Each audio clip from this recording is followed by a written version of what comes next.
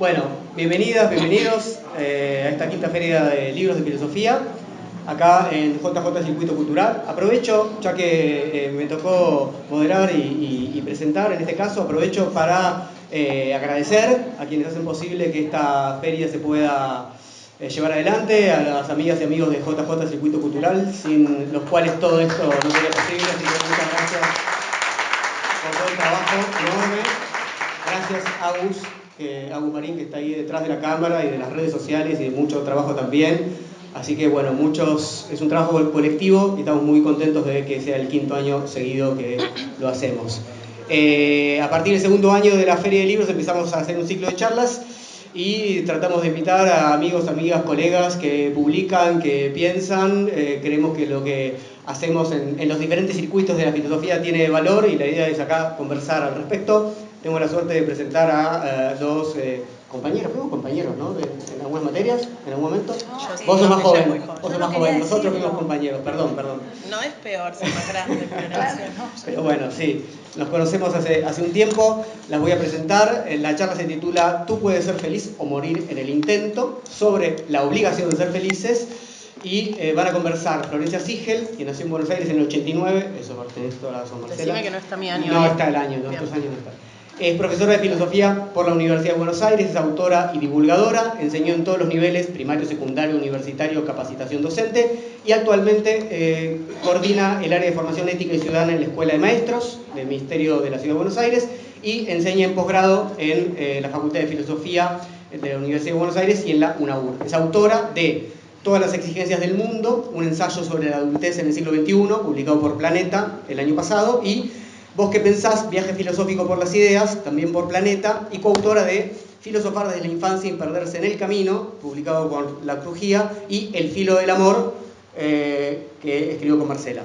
Escribe y reflexiona en su newsletter Hartas, se sube al escenario con su unipersonal Todas las exigencias del mundo.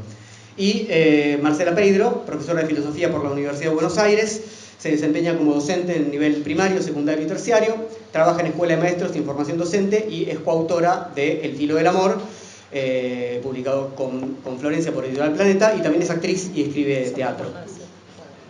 Estaba. No lo chequeé. Hay que hacerse cargo. Bueno, bienvenidas y abiertas para la conversación. Bueno, gracias por la invitación y gracias a todos y todas por estar acá escuchando. Primero decir algunas cosas que nos parecía recién con Marx interesantes cuando llegamos, que es que no venimos de una formación tradicional académica, si se quiere. O sea, si bien estudiamos en la Universidad de Buenos Aires, en filosofía las dos, después en realidad nos dedicamos siempre a hacer filosofía con gente que no es de filosofía, en particular en lo personal, con chicos y chicas desde 4 o 5 años. Eso me hizo un poco la fuerza tener que aprender a mirar otra cosa más allá de lo que decían los grandes filósofos, porque un chico de 5 años le chupa un huevo lo que tiene para decir la crítica a la razón pura de Kant. Sin embargo, sí le interesa pensar muchos de los problemas o de las preguntas que se han hecho los filósofos y filósofas a lo largo de toda la historia. A Marce la conocí trabajando en un secundario, damos las dos clases en educación media hace muchos años, algo que también es un desafío enorme porque tampoco a un pibe a priori a las 7 de la mañana un viernes le interese tanto lo que tiene para decir Descartes en las meditaciones metafísicas.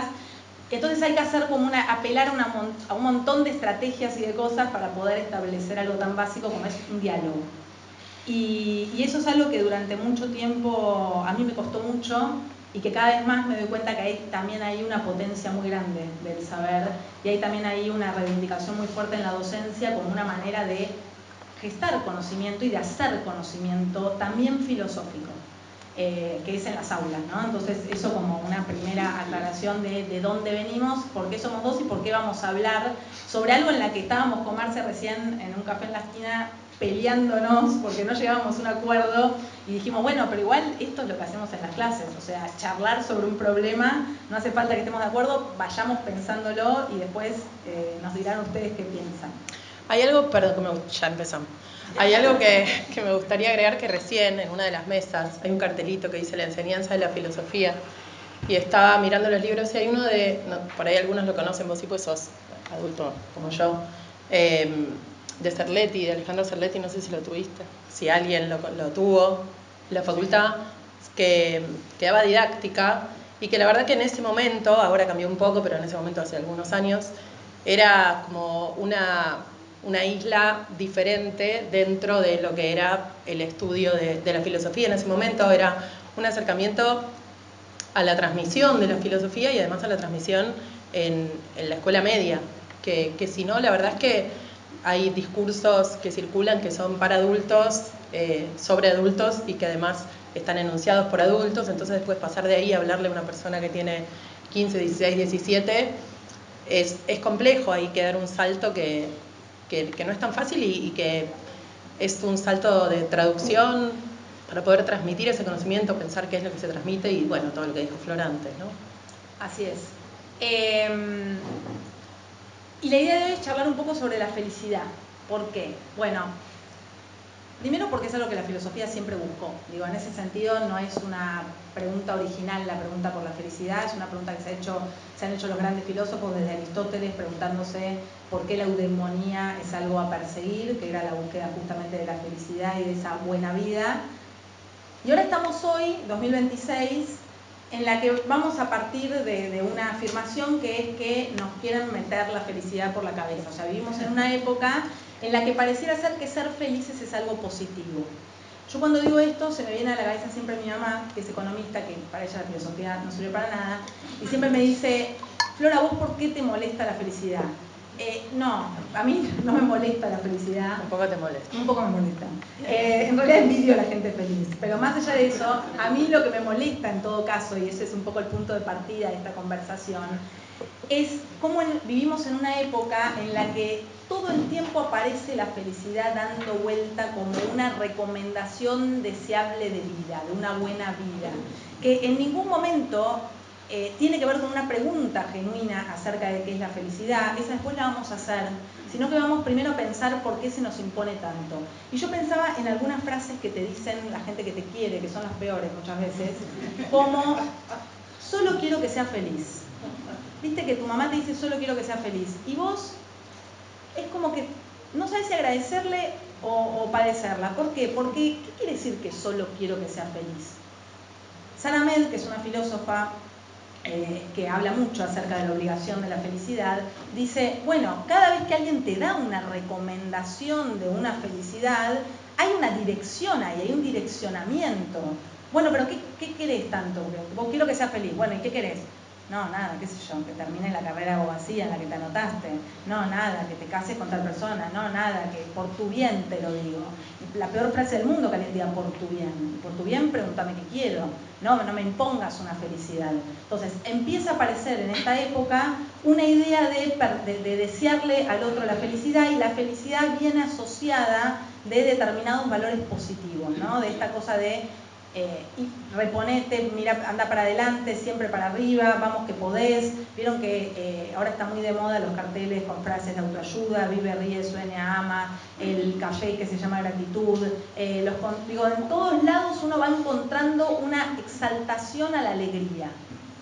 Primero como si eso fuera posible, porque yo, la verdad que a veces me gustaría estar alegre todo el día, pero igual no puedo, la verdad que no me sale, porque a veces tengo una hija de 2 años, hace unos berrinches infernales, odio a mi vida en esos momentos, y vos te encontrás con mensajes como subliminales en diferentes lugares, el queso que dice sonríe, las toallitas que dicen hoy puede ser un gran día. Digo, todo el tiempo hay mensajes en situaciones completamente cotidianas e inconexas que sin embargo insisten con eso de ser felices por sobre otras emociones. Entonces, ¿vos querés decir algo? ¿Sí o sigo? Me acomodé. Bien. Entonces se me venían estas frases, ¿no? La famosa solo quiero que sea feliz. Otra que está muy de moda y que yo detesto con todo mi alma es la de salir de tu zona de confort.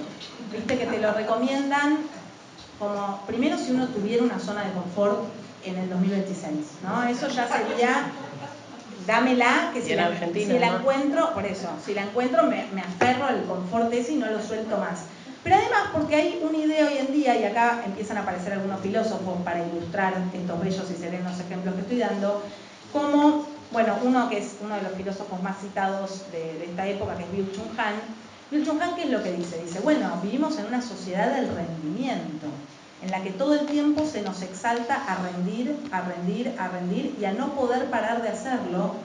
Que acá también vale la pena hacer una pequeña aclaración, porque no es que efectivamente estamos haciendo cosas todo el tiempo. Yo siempre digo, si dejara de guardar recetas de cómo comer saludable y las hiciera efectivamente, probablemente perdería menos tiempo, pero no, porque gastamos un montón de energía pensando que tenemos que hacer algo productivo. Nos pasa con los libros que leemos, con las películas que vemos, todo tiene que dejarte un mensaje, todo tiene que rendir. Eso produce una exigencia muy fuerte de esto, ¿no? De tener que hacer, demostrar lo que hacemos, demostrarnos exitosos con lo que hacemos. Ahí entran también las redes sociales, que es difícil pensar que eso no nos afecta, porque además uno no las ve precisamente el día que está feliz. Uno las ve el día que está para el orto, en el inodoro o en el pijama, estás scrolleando vidas ajenas y siempre la del otro es mejor que la de uno. Entonces, en este punto de partida esperanzador con el que arrancamos, me parecía importante como dar por sentado esto, ¿no? Hay una época en la que estamos ahora en donde una cosa es la pregunta por la felicidad y otra cosa es esta suposición de que ser felices tiene que ver con tener una actitud resiliente por sobre todas las cosas, es estar alegres, y eso es lo que de alguna manera se vuelve una obligación.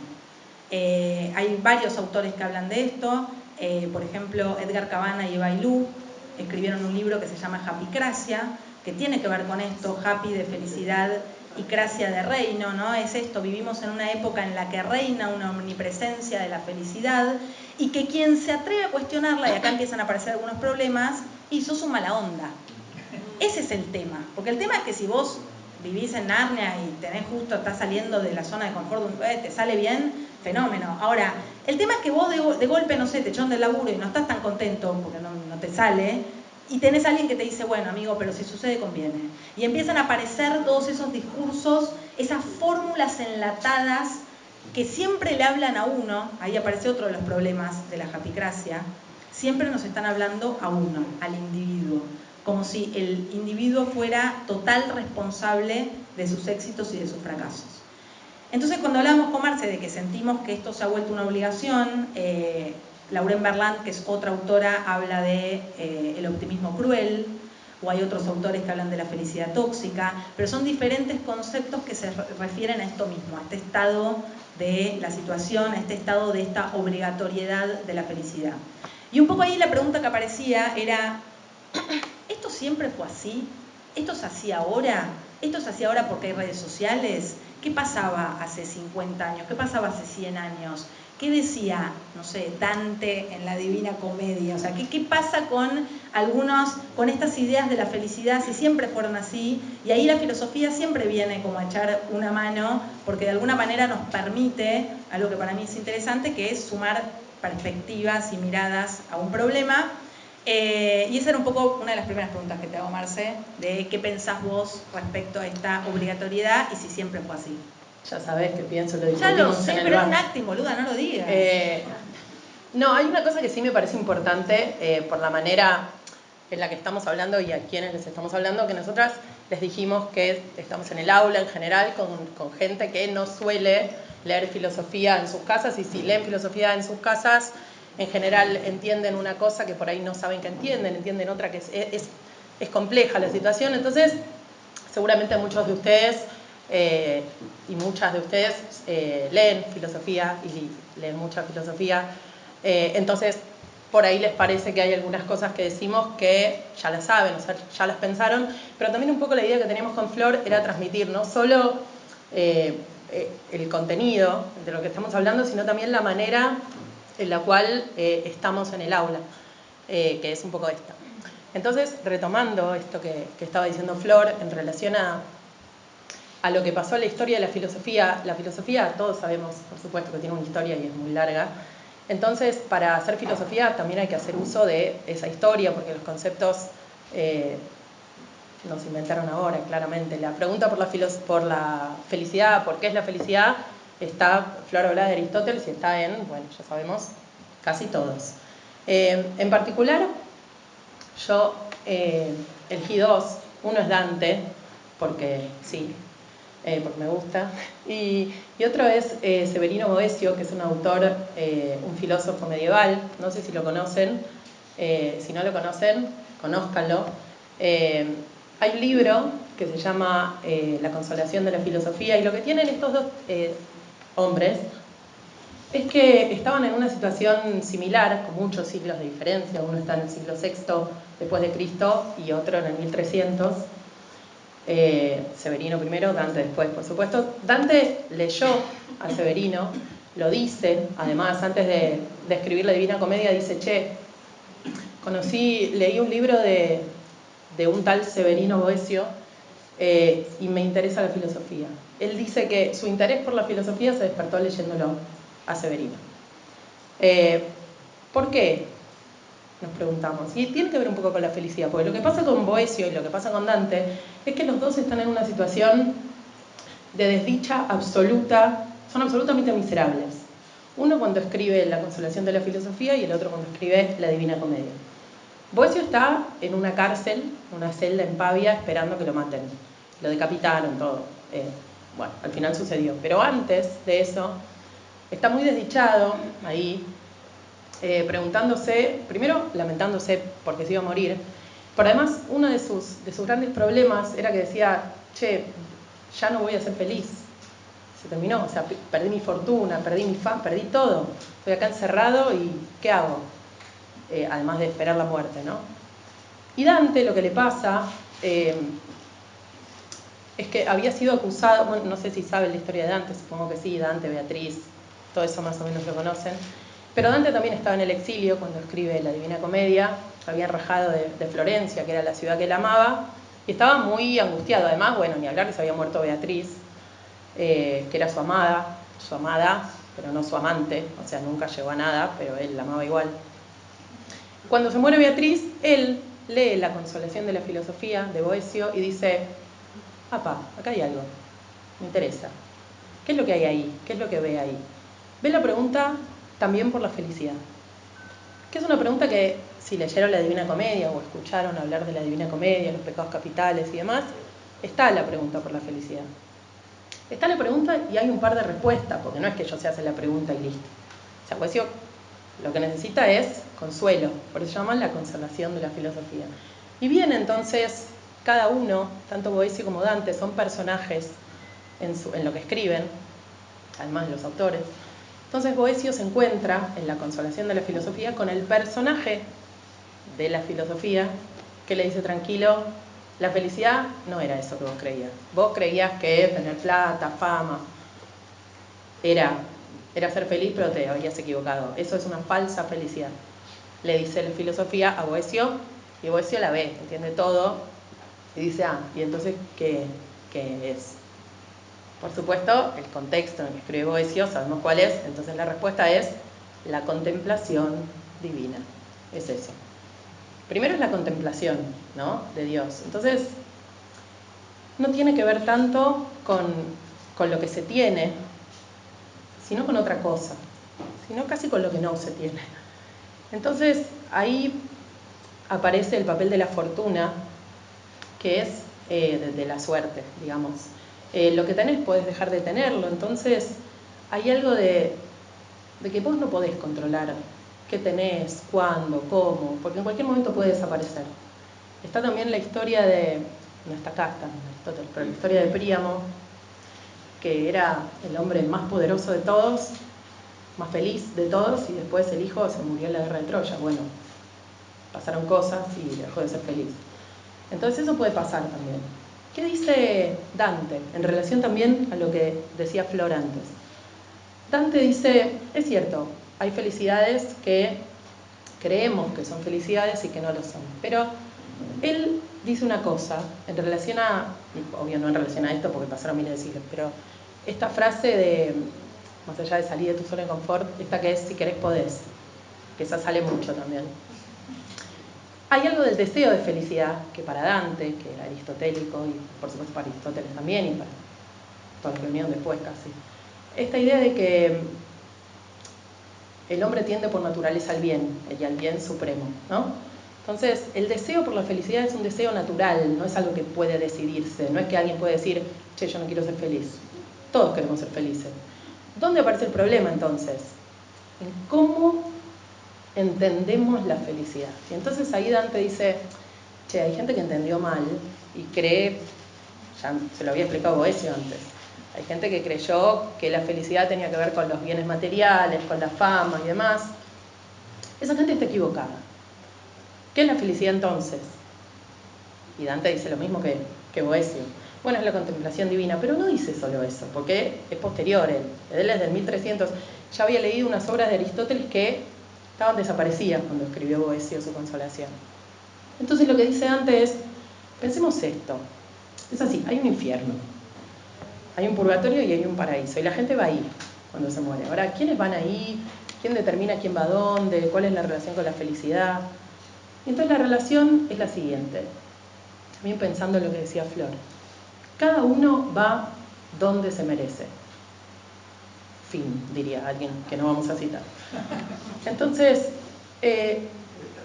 ¿cómo se sabe qué se merece? ¿Cómo qué hay que hacer? Y un montón de preguntas que por supuesto aparecen en la Divina Comedia de una manera más compleja. Otra cosa interesante es que tanto Boecio como Dante escriben estas dos obras en verso.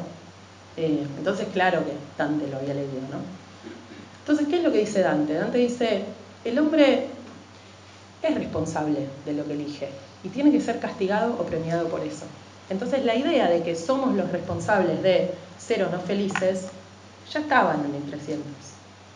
Hay otras cosas que no estaban, pero esto sí. ¿Por qué somos responsables? Y bueno, aparece todo el tema de la filosofía del cristianismo, ubican ese tema, que está Dios ahí. Entonces, ¿qué hacemos con el libre albedrío, la determinación divina?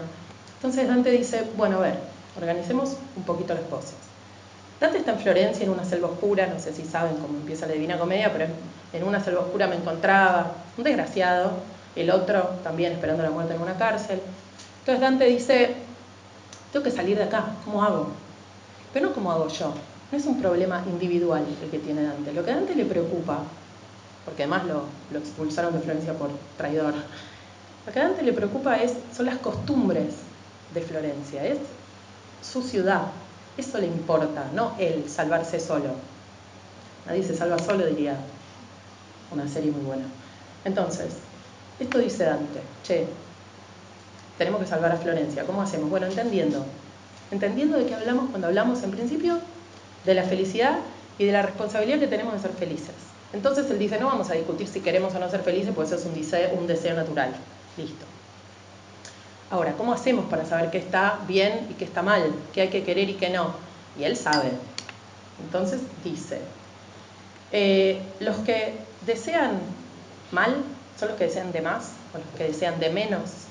Y además desean cosas que no tienen que desear, se confunden o en el objeto de lo que desean, confunden, identifican la felicidad con cosas que no son, por ejemplo los bienes materiales, o bien quieren de más o de menos, ¿no? Se les va un poco la pasión o no quieren, se cansan. De hecho, la falta de deseo, la sedia, es un pecado capital también, que después se tradujo en pereza, ¿no? Es no trabajar. Pero Dante no lo decía en ese sentido. Entonces digo esto porque también el que no quiere bien o el que se confunde se va al infierno. ¿Por qué se va al infierno si está confundido?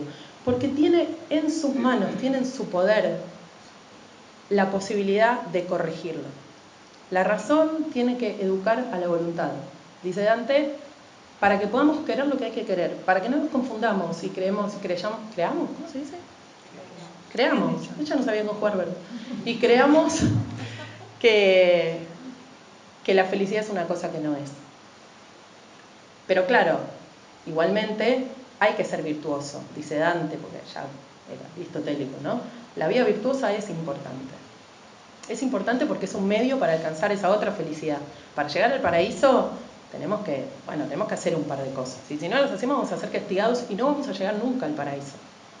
Entonces, digo esto de Dante y de Boecio porque, como muchos otros, les decía, hablan de la felicidad. Entonces, ¿qué nos importa lo que decían ellos en relación a lo que estábamos hablando antes? Primero nos importa porque lo dijeron. y es parte de nuestra cultura occidental y es parte de la historia de la filosofía, y la filosofía es un poco un diálogo a través del tiempo. Por además porque nos sirve para pensar algunas cosas, por ejemplo esto de la japicracia, del mandato de ser felices. El mandato de ser felices, o esto de si querés, podés. Y entonces ahí tenemos que pensar un poco, que si querés, podés, tiene como dos partes, ¿no? Primero es un imperativo hipotético, es si querés. O sea, podés no querer ser feliz. Dante, eso es aberrante directamente, ¿no? Nadie no quiere ser feliz. En todo caso, no sabemos cómo, nos confundimos, pero todos queremos. Eso por un lado. Y por el otro, la posibilidad de que efectivamente en el mundo sea realizable la felicidad. Dante dice, sí, es verdad, en el paraíso donde lo está esperando Beatriz, aparte ya muerta, ahí está la felicidad, ¿no? Pero también, como les decía, está la felicidad virtuosa, ¿sí? Ahora, ¿se puede? ¿Es posible ser felices si queremos? ¿Alcanza con eso solo? Y ahí aparece una idea medio rara en este imperativo hipotético. Si querés, supongamos que querés, podés. Bueno, qué sé yo, no sé, porque eso supone también que hay un mundo que está preparado para que todos los que queramos ser felices lo seamos. Y a veces... Sí, y que no entrara en contradicción. O sea, porque digo, hoy en día hay un 50% de personas, por decirlo tal cantidad, que está siendo feliz. Sí, uno diría. Bueno, un 50%, no sé. Bueno, no sé el que Bueno, considera en porcentaje, pero digo, esa lectura en esa manifestación de querer ser feliz, digo, se contraponen esas felicidades. Yo puedo decir, bueno, yo quiero esto para ser feliz, y otro puede decir, si fuera solo una cuestión de voluntad y de poder. Bueno, Dante te diría, te entiendo un montón, pero estás equivocada. No es esa. La felicidad que vos crees, vivís, tenés como la felicidad de los chanchos, que no se hace ninguna pregunta. Pero es cierto que esas personas que tienen la felicidad de los chanchos dicen, yo estoy bien así. Pero acá aparece otro problema, que es el que discutimos en el bar, que es primero el mundo, esta idea de que el mundo tiene un orden. No es el mundo de Hamlet que estaba fuera de quicio, ¿no? Es un mundo ordenado, controlado, y que el hombre puede, si quiere, hacer lo que se le cante. Sí, no, en el que vos podés proponértelo y lo podés planear, lo podés diseñar. Vos podés decir, yo hago esto, más esto, me olvido de las circunstancias o más o menos las manejo, igual felicidad. De hecho, la psicología positiva, la que ha hecho un mal uso de estos temas, ha hecho esas equivalencias. Dice, bueno, la felicidad se logra logrando esto, ¿cómo se llama? Como si no hubiera, sí, tapping. Como si no hubiera lo que desde la antigüedad se llamó destino, moiras, o sea, hay una cantidad de cosas que nos exceden, ahora es algoritmo, que nos exceden, incluso yo proponiéndomelo. O sea, por más de que, porque digo, porque además, ¿quién no se lo propondría? Lo que hablábamos al principio, nadie dice, no, yo quiero una vida infeliz. El tema es que igual, incluso queriendo hacerlo, tampoco, pues está el mundo, están los otros. Exactamente, aparece el otro. Pues es como con el amor, ¿viste? Que querés, vos decís, yo quiero, y después el otro no quiere, y bueno, ¿qué haces? Entonces con la felicidad también pasa un poco eso, las posibilidades también dependen de otras cosas que no son tuyas, entonces no... Pero esto sí, respecto a esta época que Dante no la vio, disculpame, hay que decirlo también, que es la cuestión algorítmica de las redes sociales, que no me parece menor, esta era nuestra pelea en el bar.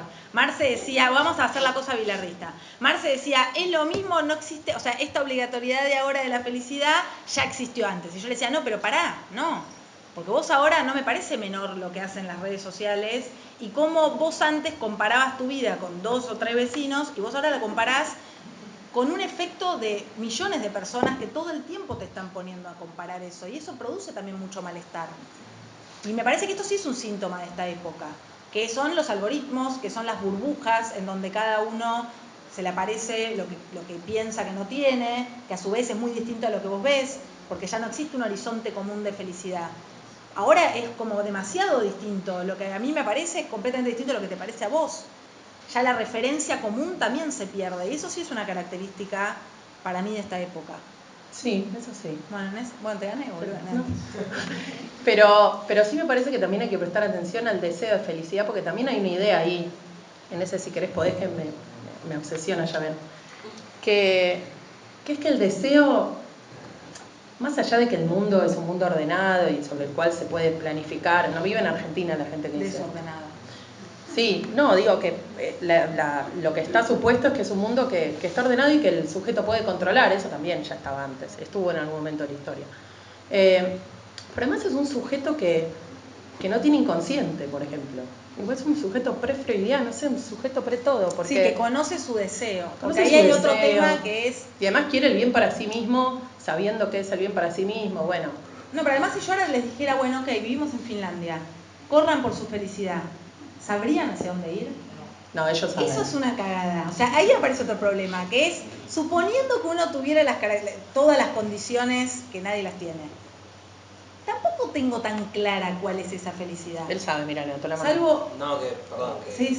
Pues justo que estábamos hablando algo cuando veníamos en el auto sobre eso, que yo le decía, viste, que ahora está el tema de que se habla que en unos años el tema de la renta universal.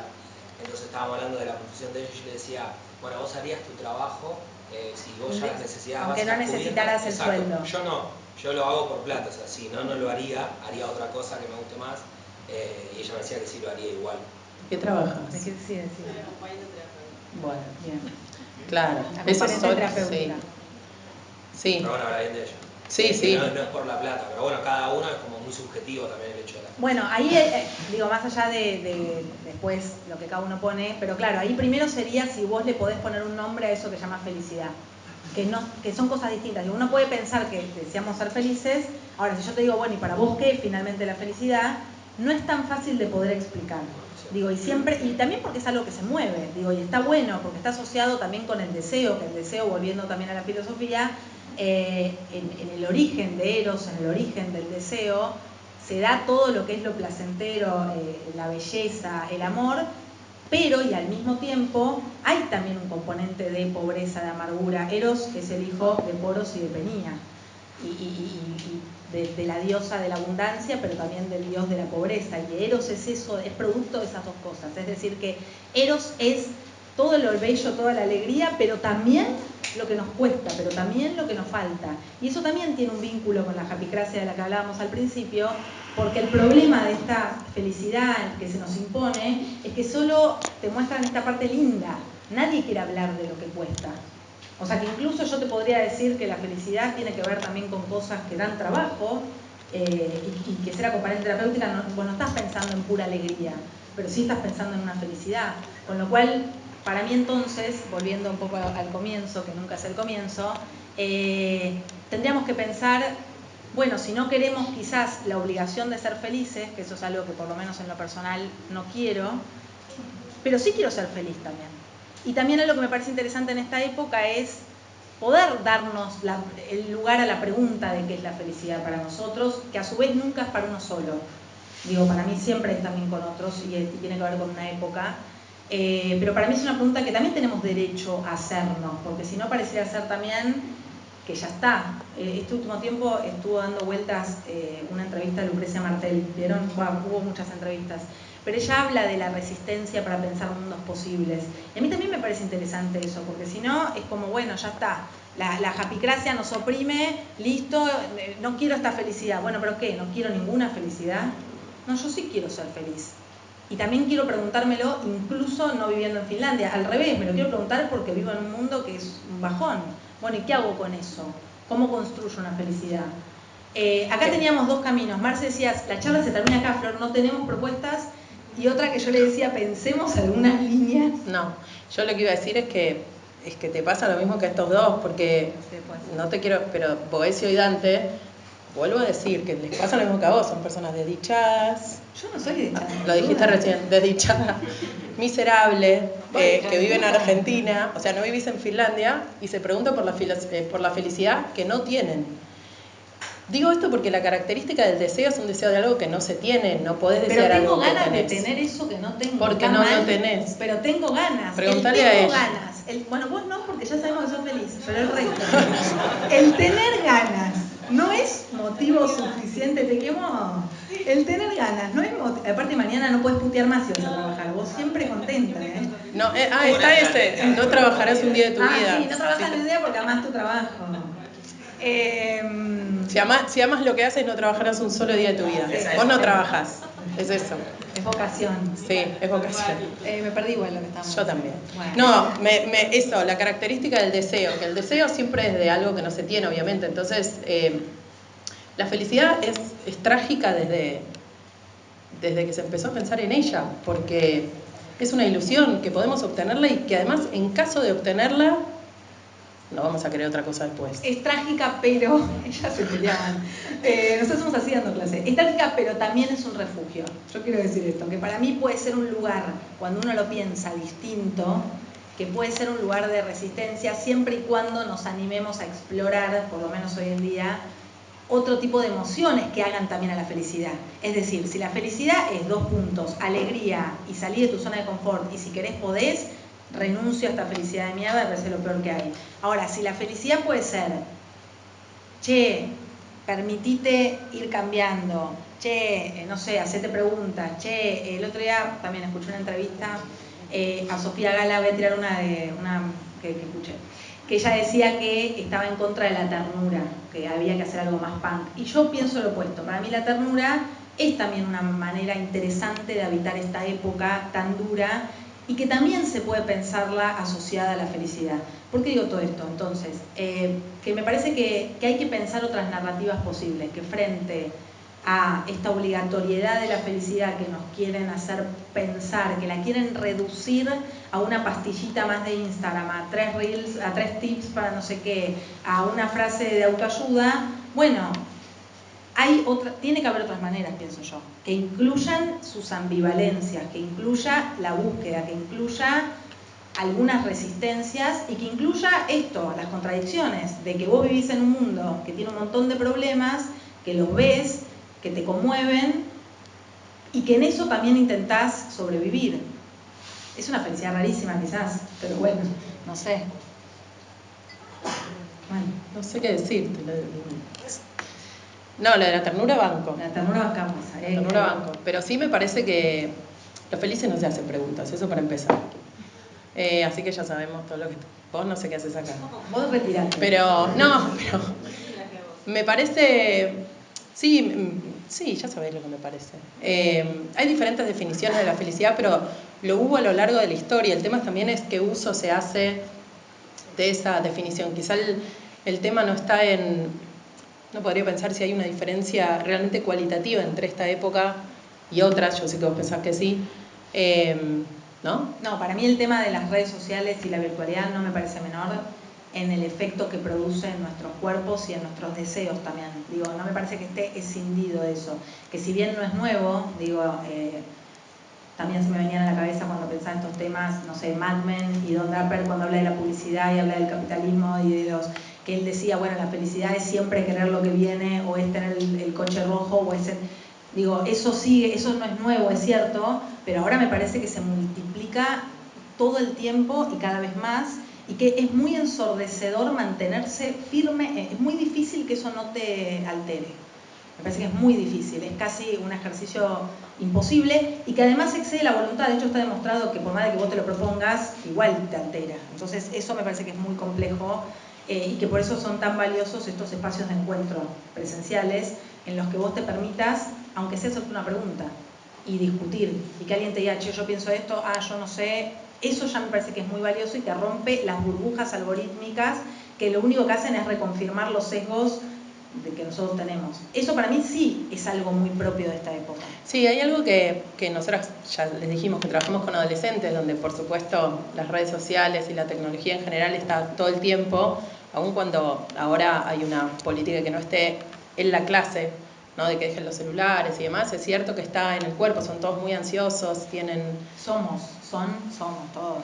Habla por vos. Bueno, yo sé no, sí, pero digo, ellos tienen una fragmentación en la atención que por ahí, que cuando nosotros, vos sos más joven, pero cuando nosotros íbamos a la facultad, eso no había celulares, digamos todo, no había redes sociales. Entonces sí, eso impacta, obviamente. Lo que digo es que también en ese momento, voy a volver a hablar de él, pero Boesio estaba confundido y creía que la felicidad era tener guita. Estaba confundido porque todos estaban confundidos y obviamente no había redes sociales, pero bueno, era lo que en general la doxa creía, ¿no? La opinión era un poco eso. Entonces, pero sí es cierto que bueno, esto que sabemos todos, ¿no? Que también, para volver al inicio, la manera de enseñar y de transmitir conocimiento en las aulas no puede dejar afuera esto. Y la pregunta que nosotros nos hacíamos por la felicidad salió, obviamente, estudiamos filosofía, pero también de las aulas. Es una inquietud que tienen los chicos y las chicas actualmente. Hablan de eso, también porque tienen redes, entonces creen que la felicidad es lo que ven, y en ese sentido podemos pensar también, ya lo han pensado otros también, pero sí, el deseo que Dante y todos antes de él decían, o la mayoría, que es natural, que es un deseo natural. Si un deseo también no puede construirse, sí, puede, ya lo dijeron muchos, la Escuela de Frankfurt, por ejemplo, pero digo, se construye el deseo y después creemos que es un deseo propio y no lo es. Entonces, sí. ¿Cómo te, José? Sí. Sí. Me parece que lo que nos faltaría para dar una idea más redonda es que la felicidad es el producto de mayor consumo y de mayor rentabilidad para el consumo. Ella dijo recién, así dentro de muchas palabras, el capitalismo. Es un producto que el capitalismo lo utiliza, por ejemplo, todos los días, cada vez que alguien modestamente te dice, ¿cómo te va? ¿Bien? ¿Todo bien? Y digo, no, hoy no me va bien, ni todo bien, pero todo bien está impuesto como obligación. Entonces, el consumo de felicidad es el producto más alto y caro de nuestra sociedad. Total, es que la japicracia, totalmente de acuerdo con lo que dice José, la japicracia convierte en fórmula, en imperativo moral, en tip moral, en el que te baja. Por eso yo les decía que sanamente decía, está direccionando esa felicidad. No es que alguien te dice, che, ¿qué es para vos la felicidad? Y vos le decís, y para mí es dejar el laburo y mirar el pasto y te aplauden. No, te van a decir que estás perdido en la vida si haces eso. Entonces no es cierto que es desinteresada. No solo que tiene un interés, sino que tiene también un direccionamiento concreto en las prácticas de lo que tenemos que hacer. Y por eso hay una felicidad mainstream que garpa más que otra. Y por eso, si yo te digo soy feliz y quiero tener un emprendimiento ahora y ser empresaria, me van a aplaudir. Y si te digo que quiero dejar todo, me van a decir que estoy perdida en la vida.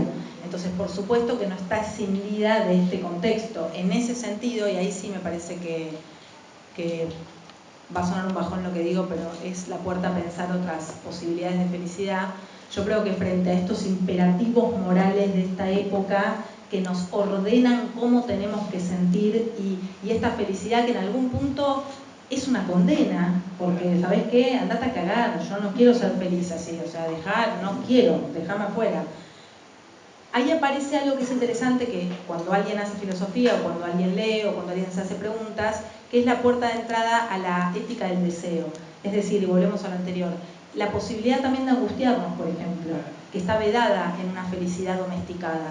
Hay algo que es interesante también habitar para que ocurran otras felicidades, que es otro abanico de emociones, como son, hablábamos de la ternura, pero también la angustia, también el dolor, también la fragilidad.